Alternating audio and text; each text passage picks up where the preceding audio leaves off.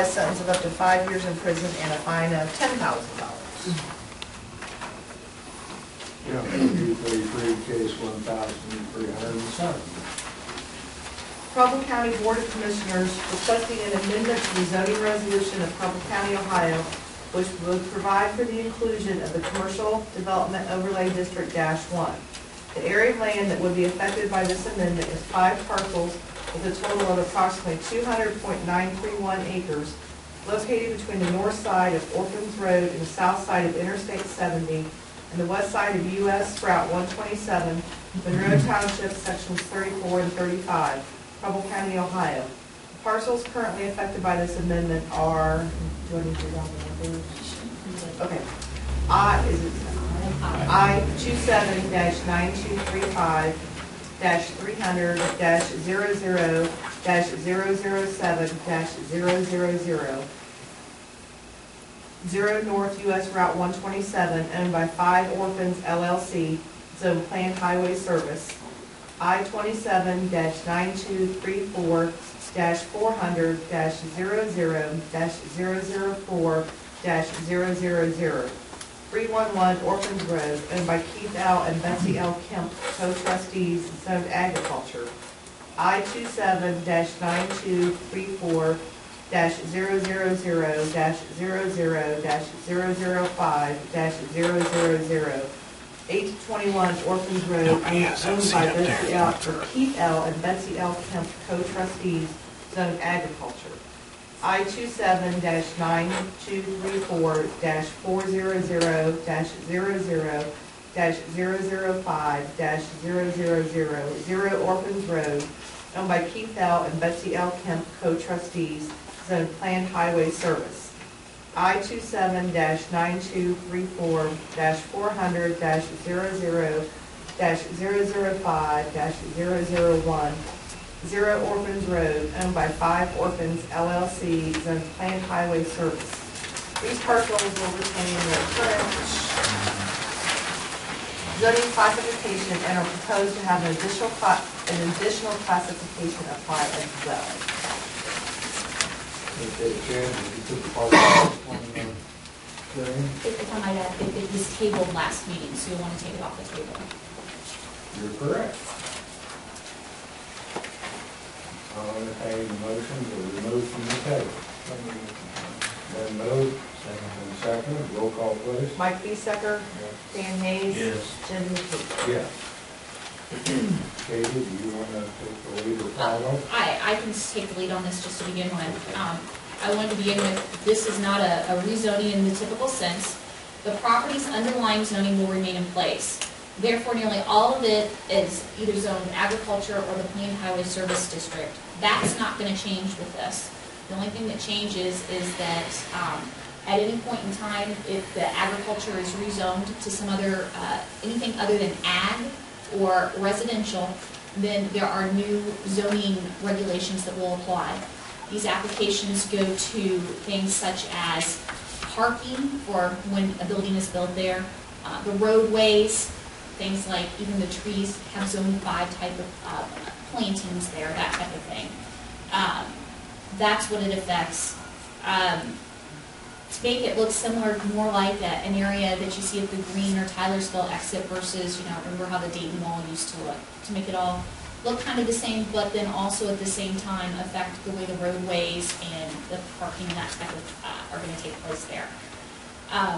Any current use of the property is not impeded by this, so that means that any future use, so long as it's not a type of commercial industrial development, would not be impeded.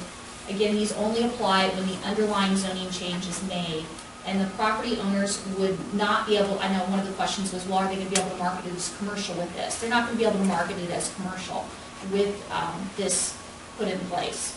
Let's see, the next thing is that the overlay district is only applying to one specific area, and that's the way it has to be written, is to apply to one area. Similar to floodplain areas, that only certain areas are designated as floodplain areas for whatever reason, because they flood. The overlay district at this point in time, it was felt by the commissioners that this area is the part for the development that they would see having this. The next, can I note for the record that Kim Kraft just came in, our fourth board member, sorry. At this point in time, other parcels could get this designation at a later time as well. I know that the county is currently looking into redoing the overall plan for the county. And so it could be determined that there's other areas that this classification would also benefit, that they would benefit. And if that were to happen, then this classification could apply to that and would be amended, and they would be added to this type of zoning, this type of overlay district here. The county, I know another thing was why are the county commissioners doing this. The county commissioners have the authority to make any type of changes to the zoning resolution as well as to property. That is just one of the items that is permitted to them by the Ohio Revised Code, by the legislature, as well as by our zoning resolution. Kind of racking my brain as to why they would want to do this, and one of the reasons I would believe that the legislature thinks this is that the commissioners kind of are the ones that have the overall look at the county, what it looks like, where they see future things going, and so perhaps that is why the legislature decided that it was in their hands, that this is one of the things they can do, but it is permitted. And I think those were the major questions. Are there any other questions? Point of clarification, we're considering the 200 acres as spelled out in the application. True. And if it went to any other areas in the county, it would have to come back before the public and this board. That is true.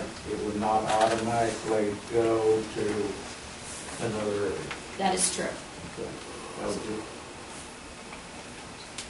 Point of clarification. Okay, thank you. Okay.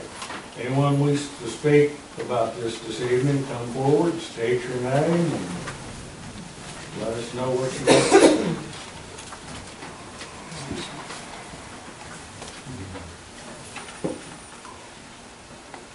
My name is Jean Marshall. I live on Cutterman Road in Lanier Township. I guess the first question I have is a question. Are we going to have a section like this, 30 pages or thereabouts, for every one of these in the code that gets implemented if this goes forward after this? What do you mean by that? If another parcel or if there's other Right. property out there? Hornbrooks were here last month. So if you do that same thing for Hornbrooks do it, or if the county comes forward and does it, are we adding that much paper every time one of these are done? I mean, that just it's just Maybe or never maybe been not. done. It would depend upon what that situation. If they're wanting to do this exact commercial development overlay district -1, then it would just be, they would be added into that section. That part would be they would be added into that. But if it was a brand new class, like a -2, the parts that would be similar, I would think like the foliage, that type of thing, those would probably all be very similar, because I think it's pretty much just all zone 5, which is where we are in the zones for plants, that could be referenced. Those type of things can be referenced. You wouldn't necessarily see that large an addition in there, a 20-page addition. Actually, I think it's close to 30 pages. Yeah, I think it is. Okay, well, I'm here tonight to speak against this overlay district and give you some more pieces that have come to light since the last meeting. I went over the history of this case at the last meeting, and I'm not going to bore you with that again. If you have any questions, I'll answer them. The only concern of mine that has been addressed since the last meeting is notice to the neighbors. The notice went out, and I have a list of people that it went out to, so I thank you for that. You have heard my other concerns, which I'll stand as they did last month. There was one significant development since the last meeting. The commissioners were denied the JRS grant that they applied for. This is significant for a couple reasons. First of all, they didn't get $750,000. They were counting on for this project that they have a 2-year-old cost estimate of $17 million. Second of all, when you look at the Department of Development website, you can find the rankings of all 10 projects that were submitted for $750,000. And you can see the scores of the top 8. Preble County ranked 8 out of 10 applications. They range from 165 for the top score to 116 for Goose Creek. The top 3 were funded. There was 1 point difference between 3 and 4. Apparently they did not score the bottom 2. In my opinion, this low ranking says that this project is not viable. And I'll pass this around and you can have this. That's the rankings. This is the 3rd time this project has been turned down for funding from the same source. I also have found the previous 2 charts that rank the projects, including Goose Creek, that including Goose Creek. Last year, they were at the bottom of the pile with 96 points of this, with 96 points. The top scorer received 148 points. There were 2 listed below them that they said withdrawn. The one from and here's that one. The one below, or the one from 2006, 2007, has a list of all who applied but no scoring or ranking. And here's that. You can have these papers. In the debriefing they had with the state that you can hear on the Citizens for Preble County website, they cited the 2 biggest issues that were against this site were access to rail and controlling the property, which I believe is the same property that is the subject of this case tonight. The state said that the biggest point loss was that not all the options that the county had were signed and executed. The project was not totally owned by the county. They went on to say that 6 of the 7 that were funded in either the $750,000 or the $3 million level had rail. So rail is very important, and there's no rail up there. The other thing that I want to bring to your attention are petitions that Preble County Farm Bureau gathered signatures on last summer. This is not a petition that you would turn into the Board of Elections, but rather an opinion poll. The petitions read, "We oppose the use of public funds for the development of Goose Creek crossing." If I counted correctly, there are 239 signatures on these petitions. There was very little effort put in getting these signatures. What I was amazed at was the number of people who were not aware of what is proposed at Goose Creek Crossing. People of the county clearly do not want this. Here are these. You can have those too.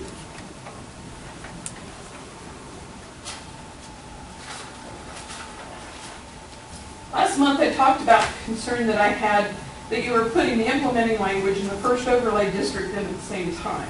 That remains a significant concern. And I understand that they're connected, but it just seems like you're getting the cart and the horse and the cherry and the ice cream all together. The other thing that concerns me is, I don't think they've walked in, we don't have any commissioners here. This is their application. I understand there's county employees. But if Goose Creek is such an important thing to the county and to the county commissioners, why aren't they here? We have new pieces of the puzzle in that the JRS has been denied for the 3rd time, and not just by a little bit. However, we do not have the rest of the puzzle. For instance, we don't know if the county will exercise their option for the 30 acres or so of the Kemp property. So I believe that Katie has said the option is due sometime in June. Actually, I believe it is, the contract date was July 9th. July, okay. So I think that instead of putting this on, something that we don't even know is going to happen, something that the state has turned down 3 times, that I think one of 2 things need to happen. Either we need to send it back to the county and ask them to do this in 2 parts. First of all, do we want overlay districts? See if we want them, and then put one through for this area. And then, or, if you don't want to do that, table it till we determine if the county is going to exercise these options and or buy the rest of the 200 acres. It was clear in the JRS debriefing to get grants, one of the many issues is control and ownership of the property. And it's not clear whether the county is going to control or own the property. Any questions? And thank you for your time. Any questions of this morning? I just have one comment. Something you mentioned it last month about the commissioners not being present. Katie is the legal representation for the commissioners, so they don't have to. Oh, I understand they don't have to. I'm not quibbling with, I mean, there's many times that Steve Pope comes for people, and there's many times that his people, join him. Right. But my point is, these are our elected officials, and if this is that important to them, they should be standing in line to say, yes, this is something we want. Thank you. Anyone else wish to speak about this application? Mr. Chairman. Name is Preble, live in Swing Township, farm. former chairman of the Preble County Planning Commission, former county commissioner, also a member of what I believe to be the last committee to review Preble County's comprehensive land use plan. And to my best recollection, the last time that's been reviewed was somewhere in the late 1990s, maybe about 97, 98, 2000, and it was approved. And our zoning code is basically written to meet the goals of Preble County's comprehensive land use plan. I assume I'm understanding that fairly well. So it would appear to me that in order to change the zoning code, there should be something in the county's land use plan that would suggest that we need this. And I guess my question is there anything in the comprehensive land use plan that suggests we need this? There was a portion in it that did speak that was an area that could possibly have development in the future. Although it was not marked, I know that there were the areas directly around Eaton, directly around Camden, I believe directly around West Alexandria. There are a few areas there that were specifically marked as definite future development.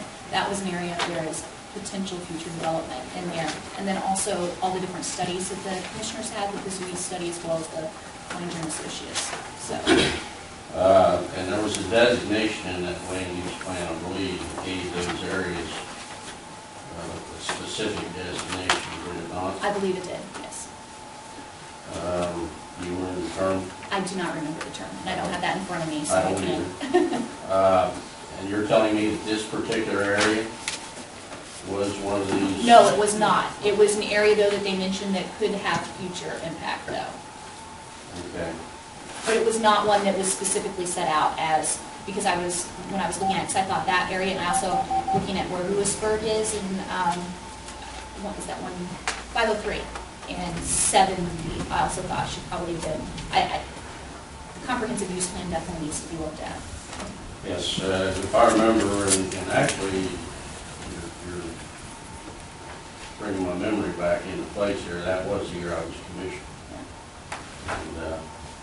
And and the goal was, and I think the state may even have some requirements or suggested guidelines or whatever, that these land use plans be reviewed every 5 years. It's in the process of being reviewed now. Okay, who is the comprehensive land use? I believe it's over at the Miami Valley Planning Commission right now, and they're working to help do this. That I believe, don't. You think they're writing or making our review? They're assisting myself and a couple others that's involved with it to point me in the right direction, since the last time we paid a lot of money out to have someone else write it up for us. We're trying to do it a more cost-effective way this time. But I think you're talking about the rewrite of the zoning code, Chad. No, we're actually redoing the comprehensive land use plan, because it's been since 2000 since it was last done. But that was a minimal expense at that time, and you had a major effort on the part of the county. Every board of township trustees in Preble County was involved in reviewing that comprehensive land use plan. And they made appointments to the board that did review that plan, and they met a good number of times along with other county officials for the purpose of rewriting it. It was rewritten, it was adopted, it was supposed to be done 5 years later, it wasn't done. Now here we are about 12 years later, and it still hasn't been done. It's still in the very beginning process of that. Okay. Will there be county involvement? I'm sure there will be. And how will they? I can't make any promises. Like I said, it's still in the preliminary stages of that. Okay. I don't know the whole process of it yet. I'm still learning a lot of that myself as I go here. Okay. Well, it would appear to me that approaching this, and I think I understand what you're trying to do here, but it's also a haphazard way of doing it. I mean, it should be called for under our land use plan before it would to be recommended like it is. And not having fully read the thing, but basically understanding the principles of it. Like I said earlier, I farm in the livestock business. Spend most of my time in the livestock business, livestock commerce. And in my travels, there's no doubt that this would be the premier location for a stockyards between Columbus, Ohio, and Indianapolis, Indiana. And there is a definite need. So with that in mind, and if this zoning was in place, would you be able to build stockyards? Yes. It would not impede any agricultural use of that property. The only thing it adds extra things or extra items that you would have to go through, hoops to go through, is if there was any development other than agriculture or residential. So a commercial or industrial development, that's an ag. My understanding is stock farm, although a business, it's also an agricultural business, which comes under a different portion of our zoning code. Stockyard. You Stockyard. understand what I mean, stockyards? Where they basically come in and they're there maybe 4 hours, 8 or 12 hours, and then they're auctioned off or sold or commingled or whatever and shipped out. My initial thought is it is not going to have an effect on that. I might have to look that up a little bit more, but my initial thought is it won't. Is that it would not. You guys know? No, I don't know. The final vote on that, I mean, no matter what vote would happen tonight is with the county commissioners in a moment, so no matter what, the answer will be had by then, so. Okay. But I can look into that and get your answer on the stockyard question. Well, I heard it would require shrubbery and Yeah, but that's businesses and, I mean, commercial stockyard. I still think the stockyard falls under the ag. I'm not sure though, I have to look that up.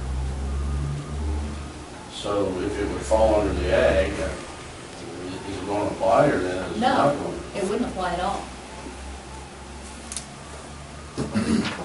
Okay, it sounds confusing to me, and I still think it's going to approach it in somewhat of a haphazard manner. And I encourage you to review that language.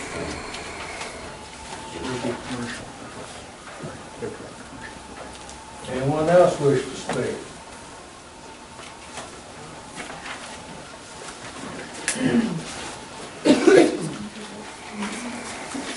Jane Marshall, sorry to be back up here, but I want to clarify. Warren Bruman helped rewrite the last comprehensive land use plan. I think he was contracted, not through the RPC, but just by himself. Do you think he was? Or No, he was. Not I think, he was. Okay. Warren Bruman. Can't spell his last name. And those areas that we were talking about are urban transition areas. So, and then, I guess going on with Fred's stockyards question, would the crop production services, there's a case on there and that's just, and it's being zoned to agribusiness. Would agribusiness have to abide by the terms of this? My feeling is that it would not, because it is an agricultural use of that property. It is not a commercial or industrial use of the property. Right, but it is not zoned agriculture, it would be zoned agribusiness. Well, even with the changing of to the agribusiness district, it is still areas of agriculture production.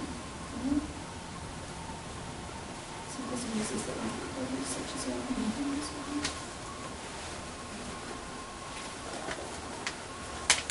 The thought was it was not going to apply to anything but commercial or industrial. So anything that would have an agricultural or residential designation to it, it should not apply to. It's not to apply to it. Wouldn't think that the stockyards would have a residential. Or an agriculture.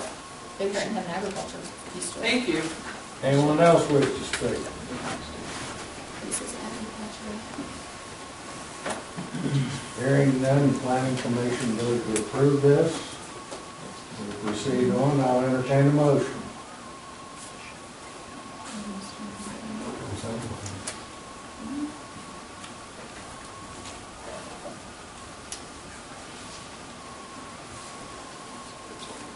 to do the motion, Mr. Chairman, but answer Katie one question. If you look under A, under 80202, under uses, under permitted uses, under 2, one of the things that it allows for is commodity sorting, so I would think that would be a stockyard. Yeah, so that would fall under agribusiness. Because livestock would definitely be a commodity.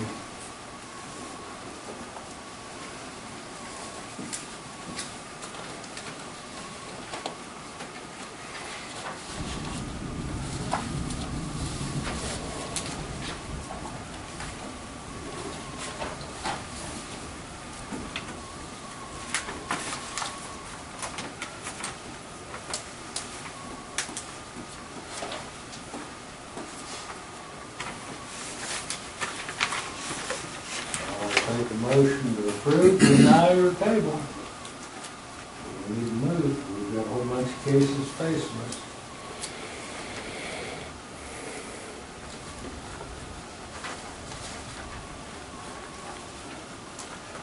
We still speak? Or not? Or is that over? Tell them to speak your piece after you state your name. I'm Jamie Holster, down that piece of ground right across from there. What, we don't know what piece is there? Yeah. Okay. So is this for shrubbery? No, it's for more than just shrubbery, it's for how the buildings, you can take a look at it if you'd like to see, but it's for how parking is supposed to be done, how roadway access is going to be done. It's shrubbery, it's also what building materials can be used so that you don't have a pole barn next to a nice brick building, that type of thing. That's what it's for. Because when they had this Goose Creek crossing, I brought up about trash, and if there's any volunteers that want to come out and pick trash up, they're more than welcome. But I'm thinking about putting snow fence up. And if you go building stuff, I ain't got any problem with that, but people create trash. So, There's also parts in here about how the trash has to be taken care of, as far as like the screening for dumpsters, that type of thing as well, so. well, it's, Lighting. people just create trash. They're not using dumpsters, they're not using trash cans. And the wind does not discriminate.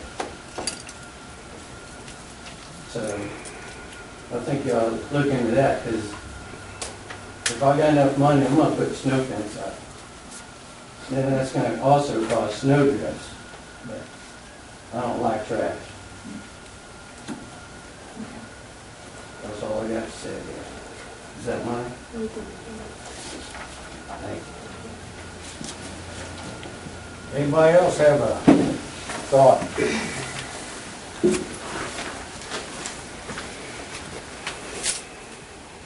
Mr. Chairman, I wasn't going to say anything, but he kept moving me. I'm still a little confused why there's two processes being done at the same time here. The overlay process has not been properly vetted and run through its statutory requirements, but you're trying to do it and also assign these properties at the same time. It doesn't seem like it makes sense to me. I would ask the board to table it and send it back and have the properties removed, and let's scrutinize the overlay district process, let it run through its statutory requirements, see if it makes it through the 30-day waiting period and becomes officially a part of the code, then come back and apply whatever properties here or anywhere in the county that the commissioners feel is appropriate for that overlay district. But now you're trying to kill two birds with one stone, and I think that's what's got everybody so confused and upset.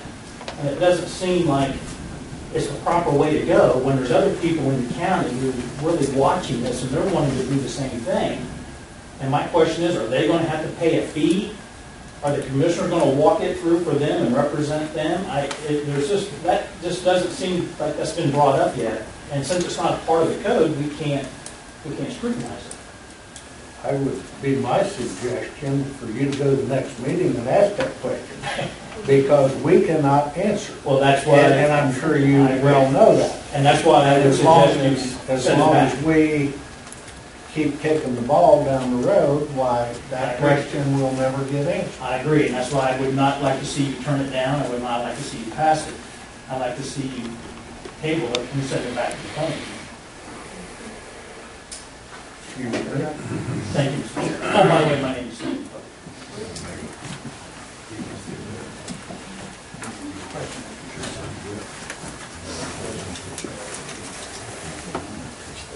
If by chance we were to table this as sure that's okay. Turn around, override us and put it through next month itself. And if you table it, it won't get to the commissioners, you know, it'll come back to you next month. It doesn't get to the commissioners without coming through this board of a yes or a no. So I think what Mr. Hope's saying is we can table this every month for the next 10 months. But there's going to come a point in time they're going to breathe down our neck to do something with We'll it. start breathing down my neck first, and then the next thing I'll breathe down your guys' neck. So what's it going to take to go through the due process that Mr. Poe has suggested? My thoughts is if I need to get voted on at this board, go to the commissioners, and then those questions you brought up to the commissioners, ask the commissioners to basically pull it off the table, or pull it out of the process, and basically start over again with. And when you make your decision, you can make a decision with a recommendation. It can be, you know, an approval of a different version of this, or a denial of a different, I mean, you can do that as well. So you could table it with a recommendation? No, you wouldn't be tabling it, you would still vote on it. But if we go ahead and bring it to the vote, regardless of our recommendation, the commissioners can do whatever they want with it. That is true. That is true. And if I'm reading this correctly, we'll have this same discussion in June, July, August, September.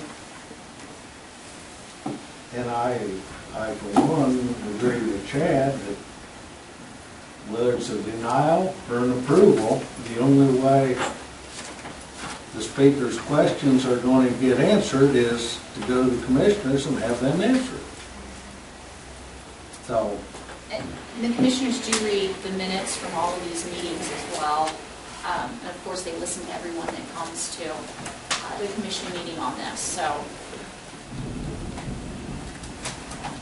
I'll entertain a motion. I guess my question is, regardless whether we approve it or turn it down, regardless, come in 4 weeks to the commissioners meeting, are our voices going to be heard without going through the process and just tabling it for a couple of months? I would concur with that comment too. Well, I'm hearing a lot of not necessarily negativity from people. I'm just hearing things similar to what Mr. Pope brought up about they don't think the process was followed properly. So approving it or turning it down is not going to accomplish that. It's your decision what you want to do on this. And I understand Mr. McKee's concern that, you know, we can't just keep tabling it, but we also need to do something so that our voices are heard and so that it does go through the proper due process. We can take your concerns again to the county commissioners as to that. That's a possibility as well. If you table it. So you're Their concerns will also, these concerns will also be taken to them if you approve it or deny it as well, because again, we'll be reading all the minutes and I'm sure we'll have a good attendance for that meeting as well. I guess my gut feeling is we would get more attention if we tabled it another month. And then they read the minutes of all the concerns of people. It's, again, this board's decision, how they wish to handle this case.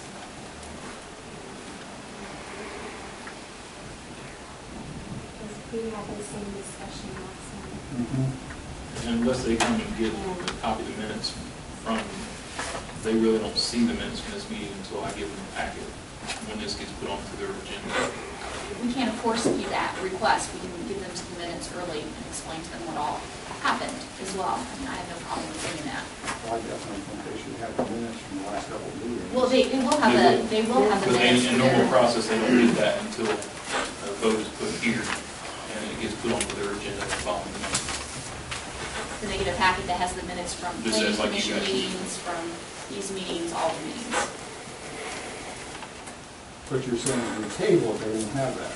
Well, generally speaking, the way the process goes, they normally would not, but as soon as Joni got the minutes to us, I can make sure that they got down there to the commissioners to read. Or Chad could. And I think they never understand why.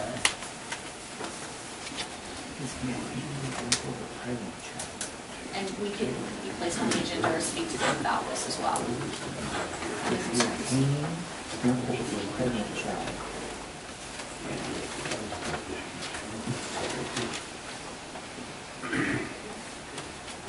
Mr. Chairman, I guess, given the turmoil we're in, and I too feel like Mr. Bisecker is concerned that somehow, some way, we need to get the commission to understand some of these questions and give us an answer to them. I move we table this issue until some of this is clarified, straightened up, or dealt with some of these questions. Been moved, is there a second? I'll second Been moved and seconded, roll call please. Dan Hayes, Yes. Mike Bisecker, it. Yes. Kim Pratt, No. Jim McKee. No. Tie vote on a motion, it moves on to the table. Please read the case 1,308. Robert and Sue Major submitted applications to have approximately 1.780 and 1.897 acres exclusive of road right-of-way at Finney, reclassified from non-conforming restricted rural residential to rural residential and non-conforming restricted rural residential. The 1.897 acre area of land sought to be reclassified to restricted rural residential contains approximately 150 feet frontage, and the 1.780 acre area of land sought to be reclassified to rural residential contains 0 feet frontage, located at the northeast intersection of Wolf Road and Daffler Road, Lanier Township, Section 4 of Preble County, Ohio. The proposed use is to separate